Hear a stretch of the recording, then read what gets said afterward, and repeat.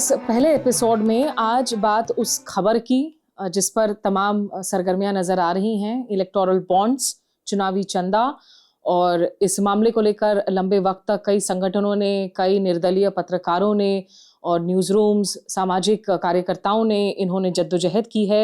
योगेंद्र यादव जी हमारे साथ मौजूद हैं, जाने माने चेहरे हैं भारत से, सामाजिक कार्यकर्ता भी हैं और आप इस वक्त भारत जोड़ो अभियान चलाया जा रहा है, स्वराज इंडिया के सदस्य हैं, तो भारत जोड़ो अभियान के वो नेशनल कन्वीनर भी हैं। योगेंद्र जी, बहुत शुक्रिया आपका वॉइस ऑफ अमेरिका से बातचीत करने के लिए। सबसे पहले तो अगर आप दर्शकों को समझा सके कि इस चुनावी चंदे को, जिसे सुप्रीम कोर्ट ने असंवैधानिक करार दिया, रद्द कर दिया, ये चंदा जो है ये गंदा धंधा क्यों है? ये आपने सही कहा, ये चंदा नहीं है, धंधा है और बहुत गंदा धंधा। देखिए, दुनिया भर में पार्टियों को, राजनीति को, चुनाव को डोनेशन देने का सिस्टम होता है। उसके बारे में कंट्रोवर्सीज भी होते हैं और दुनिया भर में भी एलिगेशन चलते रहते हैं कि भी 2 नंबर का पैसा आ रहा है पार्टी। भारत में भी ये था। ये जो इलेक्टोरल बॉन्ड है ये बहुत ही यूनिक स्कीम है। यूनिक स्कीम इसलिए है कि ये दुनिया में 2 नंबर के पैसे को 1 नंबर का पैसा बनाने के खेल होते हैं। ये 1 नंबर के पैसे को 2 नंबर का पैसा बनाने का खेल है। बड़ा मजेदार खेल है। 1 नंबर के पैसे को पहले 2 नंबर बनाया जाएगा, फिर उसको 1 नंबर बनाया जाएगा। स्वर्गीय अरुण जेटली जी का योगदान है भारत के लोकतंत्र को ये। और तब ये कहा गया था कि आज तक इस देश में पॉलिटिकल फंडिंग जो है वो बड़ी डूबियस सी है, हम इसको ठीक करेंगे। कैसे ठीक करेंगे? एक ऐसा सिस्टम बनाएंगे जिससे आप गुप्त दान कर सकें। आप पॉलिटिक्स में हैं, आप पॉलिटिक्स को सपोर्ट करना चाहते हैं, लेकिन आपको डर है कि अगर आपने किसी को चंदा दिया तो भाई आपके पीछे सरकार आ जाएगी, आपको तंग करेगी, इसलिए पता ना लगे। इसलिए हमने एक ऐसा सिस्टम बनाया है कि आप व्हाइट का मनी व्हाइट में डोनेट कर सकेंगे, लेकिन वो अंदर से, नीचे से, टेबल के नीचे से जाएगा ताकि किसी को पता ना लगे। देखने में लगता है कि चलो भाई एक स्कीम है, इसकी कोशिश देखते हैं। हकीकत क्या है? हकीकत ये है, नंबर 1, कि सरकार को हमेशा पता रहता है। मतलब क्या? कि आप तभी चंदा दोगे या तो आप सरकार की पार्टी को दे रहे हो या आप सरकार की जानकारी में दे रहे हो। दूसरा, ये सारी स्कीम पहले दिन से सीधे सीधे कॉर्पोरेट चंदे को सरकार के पास लाने का तरीका था। क्यों? क्योंकि इसमें कुछ पहले लिमिटेशन इस देश में हुआ करते थे। इलेक्टोरल बॉन्ड की स्कीम अकेले में नहीं आई है। पहले लिमिटेशन ये था कि अगर आप कोई कंपनी चलाते हैं तो आप कंपनी के प्रॉफिट का कोई 7.5-8% दे सकते हैं। इससे प्रॉफिट का एक छोटा हिस्सा आप चंदे में दे सकते हैं, ज्यादा नहीं दे सकते। उस लिमिट को हटा दिया। फिर ये था कि आप प्रॉपर कंपनी है तब दे सकते हैं, फॉरेन के हैं नहीं दे सकते। वो सब लिमिट की। ये सरकार अपने आप को राष्ट्रवादी सरकार कहती है और इसने हर फॉरेन कंट्रीब्यूशन के ऊपर लिमिट हटा दिया, हर तरह की कंपनी हटा दी। कहा कि इससे देखिए, अब देखना इस देश में पॉलिटिकल फंडिंग एकदम क्लीन हो जाएगी। अब रिजल्ट आ गया है। रिजल्ट क्या दिखा रहा है? कि पॉलिटिकल फंडिंग इससे डर्टी हो नहीं सकती थी। हम क्या देख रहे हैं? नंबर 1, पहली चीज जो खबर आई है वो ये कि कई कंपनियां हैं जिन पे पहले छापा पड़ा ईडी का, आईटी का, अगले हफ्ते उन्होंने इलेक्टोरल बॉन्ड खरीद लिए। मामला उसके बाद सेटल हो गया होगा। अभी तक ऑफिशियली हम नहीं कह सकते कि बीजेपी के खरीदे, ये अगले हफ्ते तक पता लग जाएगा, लेकिन अनुमान है कि वो हुआ था और मामला सेटल हो गया। दूसरा क्या पता लगता है? कुछ कंपनियां हैं जिन पे रेगुलेटरी रेस्ट्रिक्शंस थे, खासतौर पे फार्मा इंडस्ट्री में। वो कंपनियां, उन्होंने इलेक्टोरल बॉन्ड खरीदे, उसके बाद लगता है रेगुलेटरी रेस्ट्रिक्शंस हट गए। ऐसा इलेक्ट्रिक कंपनी के बारे के अंदर भी हुआ है। तीसरा ये है कि कंपनियां पहले बॉन्ड खरीदती हैं और बाद में उनको बड़े कॉन्ट्रैक्ट मिल जाते हैं, तो क्विड प्रो को वाली जो बात है, रेगुलेटरी कंसेशंस मिल जाते हैं। चौथी बात क्या पता लगी? कि कंपनियां हैं जिनके पास प्रॉफिट नहीं है लेकिन वो कंट्रीब्यूशन कर रही है, आमदनी भी शायद नहीं है। एक कंपनी की आमदनी 2 करोड़ से कम है और वो कंपनी 400 करोड़ का दे रही है कंट्रीब्यूशन। कहां से हो रहा है, कैसे हो रहा है? मगर ये सब लीगल है। कंपनियां पैदा होती हैं एक दिन और उसके तीसरे महीने में कंपनी कंट्रीब्यूट करने लग जाती है। मतलब कि कंपनी बनाई सिर्फ इस उद्देश्य के लिए गई थी, पैसा उसका नहीं है। कोई कंपनी दुनिया में बनने के 3 महीने के अंदर प्रॉफिट नहीं कमाती है। किसी और का पैसा था, उसने कहा कि मैं अपने नाम से नहीं दूंगा, चलो एक कंपनी खोल दो और जाओ 100 करोड़ का बॉन्ड खरीद लो, मैं तुम्हें 102 करोड़ दे दूंगा, 2 करोड़ तुम अपनी जेब में रखो, 100 करोड़ दे दो। तो मतलब शेल कंपनियां सामने आई हैं उभर कर, तो एक नहीं कितनी सारी आई हैं।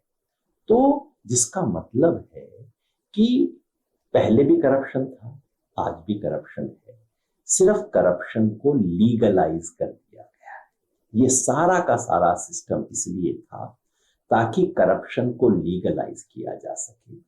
आज की स्थिति में ये कोई भी बिजनेस करने वाला जानता है कि आपको ब्लैक एंड व्हाइट का एक प्रोपोर्शन रखना पड़ता है। पहले हुआ करता था कि आप 2% ब्लैक ले लो, बाकी 2% व्हाइट रखो, बाकी 98% ब्लैक से काम चल जाता था।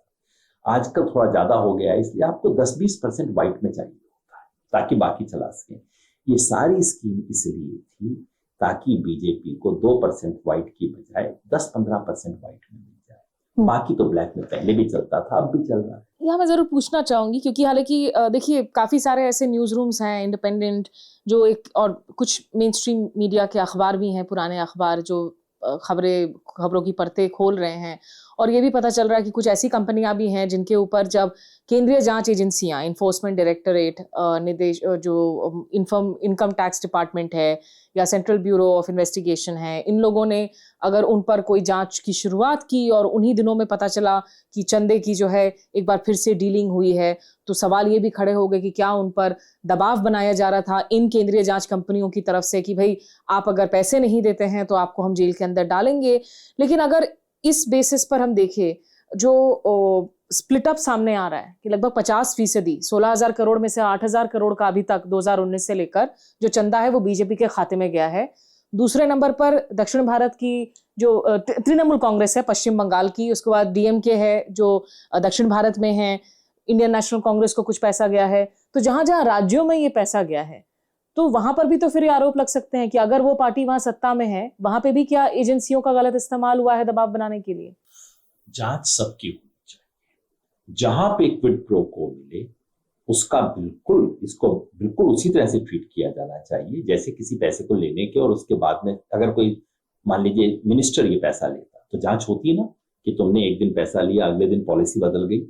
सबकी जांच होनी चाहिए चाहे जिस भी पार्टी का हो, और जहां जहां ये कनेक्शन पाया जाए उसकी जांच होनी चाहिए। लेकिन एक चीज याद रखिए, पहले तो ये कहना कि बीजेपी को 50% सिर्फ मिला है, बराबर बराबर है, बिल्कुल गलत बात है। इसलिए कि केवल आप इलेक्टोरल बॉन्ड का पैसा मत देखिए, साथ में इलेक्टोरल ट्रस्ट का पैसा भी जोड़िए, जो एक दूसरी स्कीम है जिसमें ज्यादातर हिस्सा बीजेपी को गया है। और मैं तो ये कहूंगा इसके साथ में पीएम केयर का भी पैसा जोड़िए, जिसको सारे देश ने सोचा था कि प्राइम मिनिस्टर रिलीफ फंड सरकारी फंड है, बाद में पता लगा प्राइवेट फंड था जिसमें हजारों करोड़ रुपए ले लिए गए। कहाँ गए? सारे बीजेपी के पास गए। तो एक तो ये, और दूसरा अगर आप कैंडिडेट की संख्या देखो तो बीजेपी के पास 500 कैंडिडेट से कम थे, ऑपोजिशन पार्टीज के तो हजारों में कैंडिडेट, तो पर कैंडिडेट देखिए कितना मिला है। और दूसरा अगर ये जांच करनी है बिल्कुल जरूर जांच करनी चाहिए, मगर एक चीज याद रखिए, ना तमिलनाडु सरकार के पास ना वेस्ट बंगाल सरकार के पास इनकम टैक्स डिपार्टमेंट है। इनमें से किसी के पास जीएसटी को मॉनिटर करने का मैकेनिज्म नहीं। इनमें से जीएसटी मतलब गुड्स एंड सर्विसेज टैक्स, जो हमारी टैक्स स्कीम्स हैं यहाँ केंद्रीय हो गई है। हुआ करता था, अभी डायरेक्ट बिल्कुल सीधे केंद्र सरकार के हाथ में आ गया है।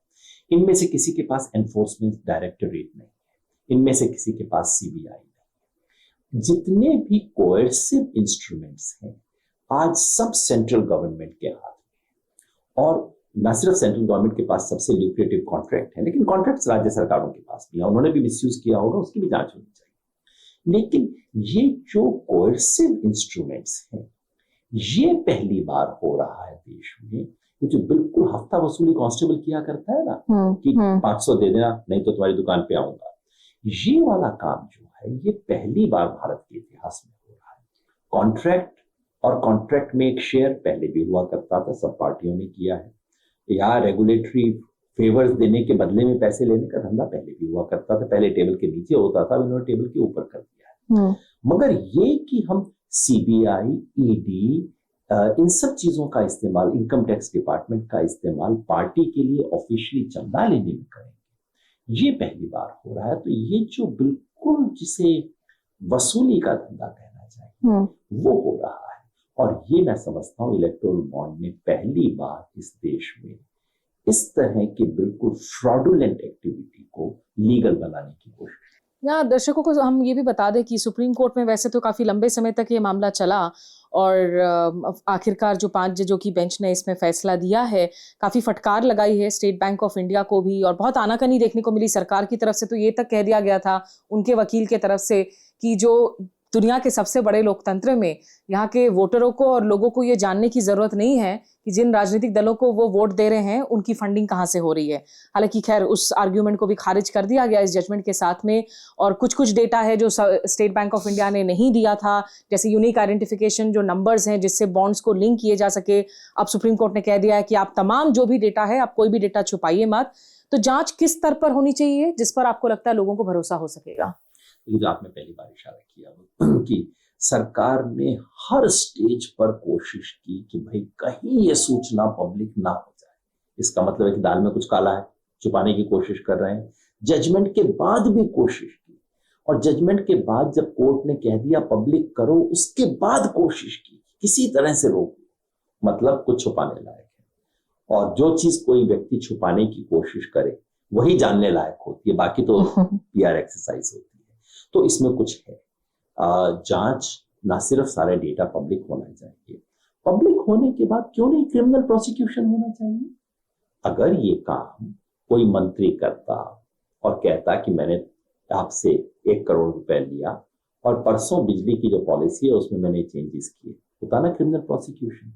ये जो पूरा आम आदमी पार्टी की सरकार के खिलाफ प्रोसिक्यूशन चल रहा है वो क्या चल रहा है कि आपने पॉलिसी चेंजेस किए किसी खास को फेवर करने के लिए। आम आदमी पार्टी इस वक्त दिल्ली में है, अरविंद केजरीवाल मुख्यमंत्री हैं और लिकर स्कैम को लेकर, लिकर पॉलिसी को लेकर बहुत सारी उन पर जो है इस वक्त आरोप लगे हुए हैं। कुछ मंत्रियां जेल में भी हैं। उन पर आरोप ये है कि वो एक ऐसी पॉलिसी बनाने जा रहे थे जो कि पॉलिसी विड्रॉ हो गई। यहाँ तो पॉलिसी बनी है, पैसा लिया गया है, इससे ज्यादा क्या एविडेंस चाहिए आपको? तो क्यों नहीं क्रिमिनल प्रोसिक्यूशन होना चाहिए। मैं नहीं कहता सिर्फ बीजेपी का, जिस भी पार्टी का निकले, जहां भी आप 2 चीजों को लिंक कर सकें कि फला तारीख को बॉन्ड खरीदा गया, इनके अकाउंट में जमा किया गया और उसके 2 महीने बाद, 1 महीने बाद फला पॉलिसी चेंज हुआ जो कि बॉन्ड देने वाले को फेवर करता था, that is quid pro quo, that is political corruption. आपको लगता है ये जांच किस लेवल पर, कैसी इंडिपेंडेंट जांच हो? जब तक सुप्रीम कोर्ट जांच नहीं करवाएगा तब तक किसी जांच पे एक पैसे का भरोसा नहीं किया जा सकता। दुर्भाग्यवश इस देश में आज जो सेंट्रल ब्यूरो ऑफ इन्वेस्टिगेशन है, CVC सेंट्रल विजिलेंस कमीशन है, इन सब की कोई क्रेडिबिलिटी नहीं बची है। ये सब सीधे सीधे सरकार के कंट्रोल में है। तो अगर सुप्रीम कोर्ट अपने इतने बड़े जजमेंट पे सीरियस है, टिकता है, तो फिर उसका एक ही तरीका है कि सुप्रीम कोर्ट ही एक SIT अपॉइंट करे, सुप्रीम कोर्ट उस SIT को मॉनिटर करे, नहीं तो उसमें भी गड़बड़ होगी। सुप्रीम कोर्ट मॉनिटर्ड SIT ही इसको बाहर निकाल सकती है, इसके अलावा कोई तरीका। मतलब सुप्रीम कोर्ट की निगरानी में एक स्पेशल इन्वेस्टिगेशन टीम, एक विशेष जांच टीम बने और वो निगरानी करे। आखिरी सवाल योगेंद्र यादव जी, क्योंकि आप उस पूरे के पूरे मूवमेंट के साथ भी करीब से जुड़े थे जिसने देश की राजनीति का रुख मोड़ दिया था। 2013 में अन्ना हजारे मूवमेंट और भ्रष्टाचार को लेकर ये मूवमेंट हुआ था। 13 दिनों तक दिल्ली के ऐतिहासिक रामलीला मैदान में रैलियां हुई थी, हम लोगों ने कवर किया था बतौर रिपोर्टर। और वहां उसके बाद जो नींव पड़ी, वहां से हमने देखा आम आदमी पार्टी जैसे दल को उभरते हुए, कांग्रेस के खिलाफ पूरा माहौल बदल गया, बीजेपी सरकार में आ गई। आज की तारीख में तब एक भ्रष्टाचार के खिलाफ पूरी सिविल सोसाइटी सामने आई, मुहिम छिड़ी। हालांकि आज काफी सवाल खड़े होते हैं उस मूवमेंट को लेकर भी। आज की तारीख में इतना बड़ा अगर करप्शन हो रहा है तो क्या भ्रष्टाचार एक चुनावी मुद्दा है इस चुनावी माहौल में? क्या लोग समझ पा रहे हैं या लोग एक तरीके से उन पर असर नहीं पड़ रहा है क्योंकि वो सेम रिस्पॉन्स है, वो सेम प्रतिक्रिया उस तरीके से नहीं दिखती है जब आप इतने स्केल के एक चुनावी चंदे से जुड़े हुए आप गैर कानूनी धंधे की बात करते हैं? जो मुद्दा है वो तो उस जमाने के मुद्दे से भी बड़ा है, क्योंकि उस जमाने में एक इन्फ्रेंस था, वो कंट्रोलर और ऑडिटर जनरल की एक रिपोर्ट थी जिसने स्पेक्यूलेट किया था, इन्फर किया था कि हो सकता है उससे इतना नुकसान हुआ हो। इस वक्त तो एविडेंस है, बिल्कुल क्लियर कुड प्रो क्वो का एविडेंस है। तो मामला तो उससे भी बड़ा है। उसके मुकाबले में बोफोर्स, जिसके कारण 1989 के इलेक्शन में कांग्रेस हार गई थी, वो तो बच्चों का खिलौना था, 64 करोड़ रुपए का मामला था, कुछ नहीं था। मामला तो बड़ा है, लेकिन क्या फर्क है? फर्क ये है कि मीडिया बोल नहीं रहा। आपको याद होगा अन्ना हजारे की जिस एजिटेशन की आपने जिक्र किया, इस देश के सारे टेलीविजन चैनल लाइव ब्रॉडकास्ट कर रहे थे, minute by minute, hour by hour. मैं सुबह 6 से लेकर रात के 11 बजे तक होती थी। और प्राइम मिनिस्टर के अगेंस्ट कवर पेजेस सब न्यूज़पेपर्स के निकलते थे, कवर स्टोरीज निकलती थी, सबने, दुनिया ने कवर किया था, खुल के बोला जा रहा था। आज कोई बोल नहीं रहा है। सारा मीडिया, मेन स्ट्रीम मीडिया इस देश का कॉम्प्रोमाइज्ड है। और कई मायनों में हम एक, कुछ लोग इलेक्टोरल ऑटोक्रेसी बोलते हैं, कुछ लोग कॉम्पिटिटिव अथॉरिटेरियनिज्म बोलते हैं। हम एक ऐसी स्थिति में हैं जहां इंडिपेंडेंट मीडिया इस देश में बचा नहीं है। सिर्फ बहुत छोटे छोटे साइलोज बचे हैं, स्लॉट्स बचे हैं, तो खबर लोगों तक पहुंच नहीं रही। अब जब लोगों तक खबर नहीं पहुंचेगी तो रिएक्शन कैसे आएगा?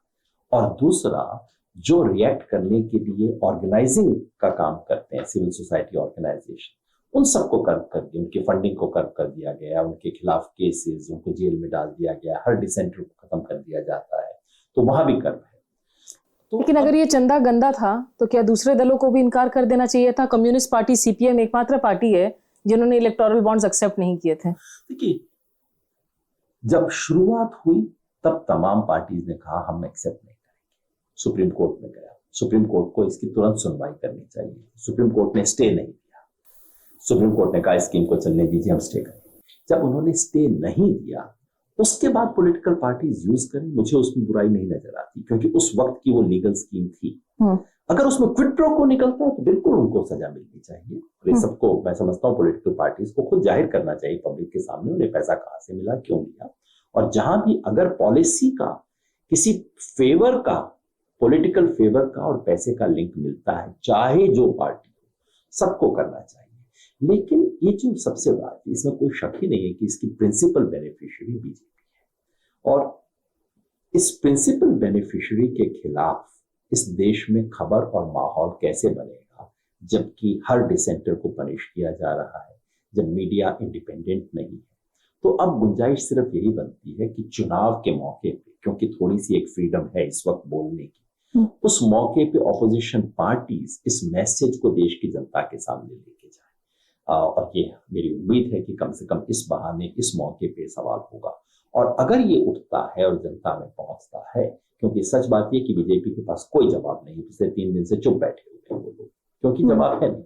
इसी उम्मीद में बैठे हैं कि 2-4 दिन में हम दबा देंगे इस खबर को, आगे नहीं आने देंगे। लेकिन अगर ये खबर पहुंचती है तो ये चुनाव का भी गेम चेंजर हो सकती है। बिल्कुल आखिरी सवाल योगेंद्र जी, ब्रीफली, क्योंकि जो ट्रेड बॉडीज हैं भारत में, कारोबार, कॉमर्स से जुड़ी हुई, सीआईआई, फिकी, एसोचैम, इन लोगों ने स्टेटमेंट जारी करके कहा है कि अगर रेट्रोस्पेक्ट में इस तरीके से आप कानून में आप दबाव डालेंगे कि जो कॉर्पोरेट डोनर्स हैं उनके नाम पब्लिक किए जाए, और उससे एक तो निवेश का जो भरोसा, कॉन्फिडेंस का जो माहौल है, वो भरोसा हिल सकता है, और दूसरा कि अगर कोई एक कॉर्पोरेट हाउस है जिन्होंने XYZ को चंदा दिया है, कल को वो पार्टियां बदल गई, दूसरी पार्टियां सत्ता में आ गई, तो उनके खिलाफ कोई बदलाव वाली राजनीति हो सकती है, माहौल हो सकता है। इस आर्ग्यूमेंट को आप कैसे देखते हैं? वो हिंदी में कहते हैं ना, चोर की दाढ़ी में तिनका। किसी ने पूछा चोर की दाढ़ी में तिनका, तो जिसने पहले खुजलना शुरू कर दिया इसका मतलब है कि चोर था।